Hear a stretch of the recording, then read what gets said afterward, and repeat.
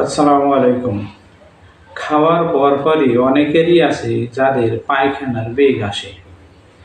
এই পায়খানার বেগ আসলে এটা তার কাছে অস্বস্তি মনে হয়।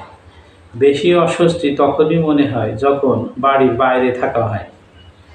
বাড়ির বাইরে থাকলে খাওয়ার পরপরই যখন এই বেগ আসে তখন এই টয়লেট পাওয়া সবসময় দুষ্কার হয়ে দাঁড়ায় এবং তখন অনেকটা অশান্তি এবং বিরক্তিকর অনুভব হয়।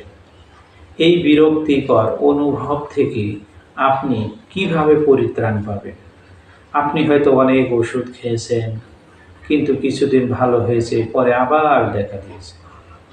আপনি যদি প্রাকৃতিক উপায়ে আমি যে উপায়টা বলবো, এই উপায়টা অ্যাপ্লাই করতে পারেন, তাহলে আপনার খাওয়ার পরপরই পায়খানার বেগ আসবে না। খাওয়ার পরপরই পায়খানার বেগ এটা যদি নিয়মিত হতে থাকে তাহলে এটা অভ্যাসে পরিণত হয়।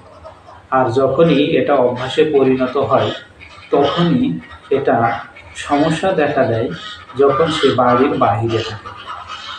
বাড়ির বাহিরে সবসময় যদি বাজারে থাকে বা রাস্তায় থাকে, হ্যাঁ, তখনই কিন্তু এই অস্বস্তিটা দেখা দেয়।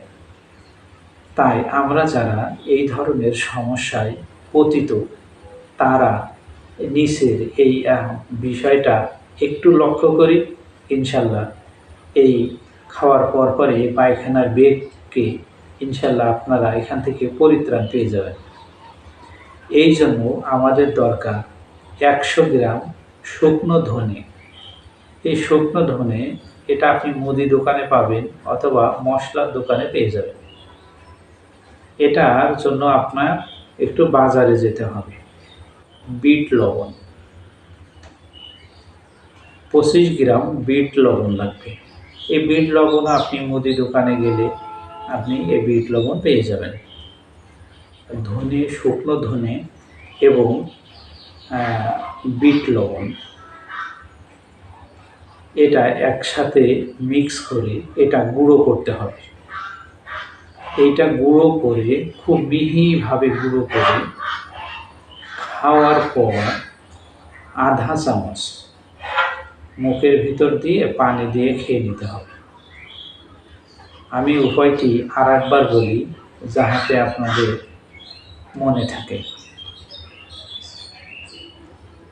১০০ গ্রাম শুকনো ধনে, ২৫ গ্রাম বিট লবণ একসাথে মিক্স করে সুন্দরভাবে ফিনিশ করে অর্থাৎ মিহি করে এটা বাটতে হবে বা হামানদিস্তায় এটা মিহি করে গুঁড়ো করে এই গুঁড়ো থেকে হাফ চা চামচ গুঁড়ো মুখে দিয়ে অল্প কিছু পানি দিয়ে খেয়ে নিতে হবে। দৈনিক ৩ বার খেতে হবে, সকাল, দুপুর এবং রাত্রে খাওয়ার পর। এটা খেতে হবে মোট ১০ থেকে ১৫ দিন। ১০ থেকে ১৫ দিন যদি আপনি একটানা এটা খেতে পারেন তাহলে অযাচিত পায়খানার চাপ অর্থাৎ খাওয়ার পরে পায়খানার চাপ থেকে আপনি পরিত্রাণ পাবেন। আল্লাহ আমাদেরকে এই সঠিক বুঝ বা যাদের এই রোগ হয়েছে, এই সমস্যা আছে, তারা এই পদ্ধতিটা অ্যাপ্লাই করতে পারে। ইনশাআল্লাহ আপনাদের খাওয়ার পরপরই পায়খানার চাপ থেকে পরিত্রাণ পাবেন।